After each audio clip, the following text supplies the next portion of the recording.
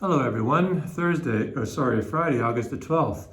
Minute Plus Meditation here, the feast of Saint Jane Frances de Chantal, great friend of Frances de Sales, who was her spiritual advisor.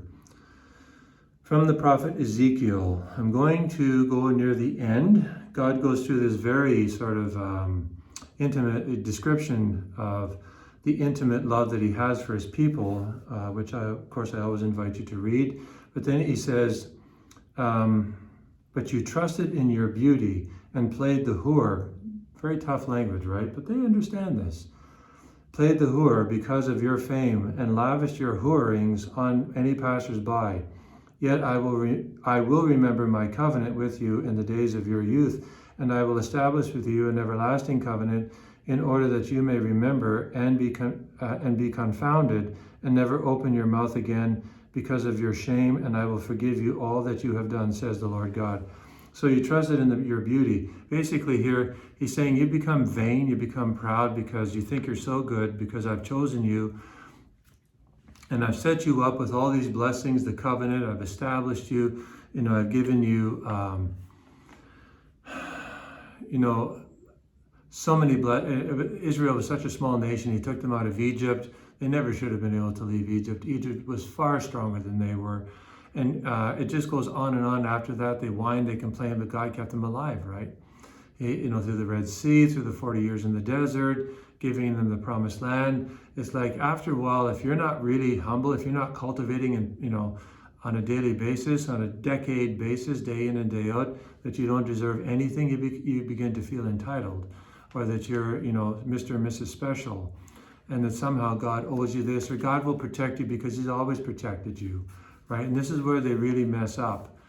And this is where, what the Lord is getting at when he's saying you trusted in your beauty and played the whore because of your fame. Well, what did you do? You prostituted yourself with the other nations. You entered into alliances with them, and God told them not to do this.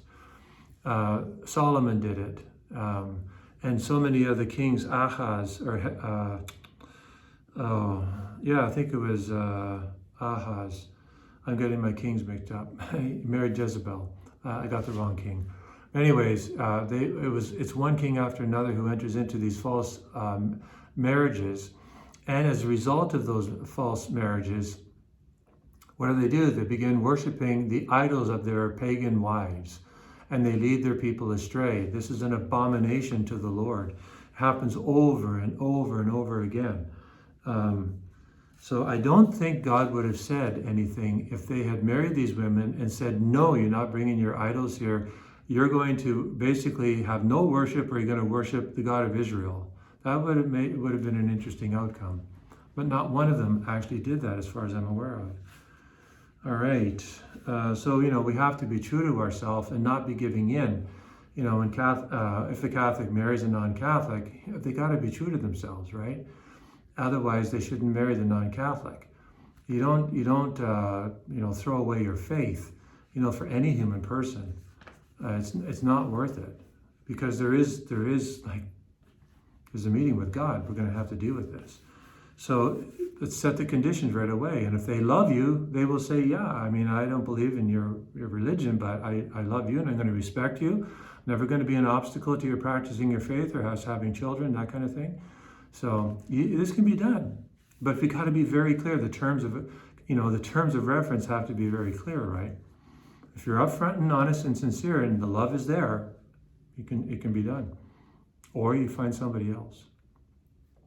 All right, over to the gospel. Matthew, the controversial one, Matthew 19. Is it lawful for a man to divorce his wife for any cause? Jesus says, have you not read in this, that the one who made them from the beginning made them male and female? For this reason, a man shall leave his father and mother and cling to his wife, and the two shall become one. Therefore, what God has joined, let no man put asunder. So basically, Jesus, is saying to them, you're asking the wrong question. Is it permissible to divorce? Is it lawful for a man to divorce his wife for any cause? Give me a break. They're assuming there is a cause. They're saying, is it for any cause or is it for a strict cause? That's the form of the question. Jesus is saying, you're asking the wrong question. You should be asking the question, what does God say about divorce and remarriage? And that is the answer to that. They knew the answer to that. They didn't want to ask that question. It's like the old thing. I only want to hear what I want to hear. God was very clear in Genesis. God doesn't change his mind on this stuff. Doesn't change his mind on anything. When a man leaves his father and mother and clings to his wife, the two shall become one. Therefore, what God has joined, let no man put asunder. So if the exchange of consent is valid, the bond is in effect for life. Now, there are other things that come into play, like if you're a Catholic, the Petrine privilege, the Pauline privilege, all that kind of stuff. I don't have time for that. That would be like a 20-minute video. But essentially, if the exchange of consent is valid, they knew what they were doing, they did it freely, then and it's a sacrament. The bond holds, right? Otherwise, when does our word really take hold? And it's not us who bring it into existence; it's God who brings it into existence. So we need to ask God to help us be faithful to our commitments, just like God is faithful to us, to you, and to me. God bless you.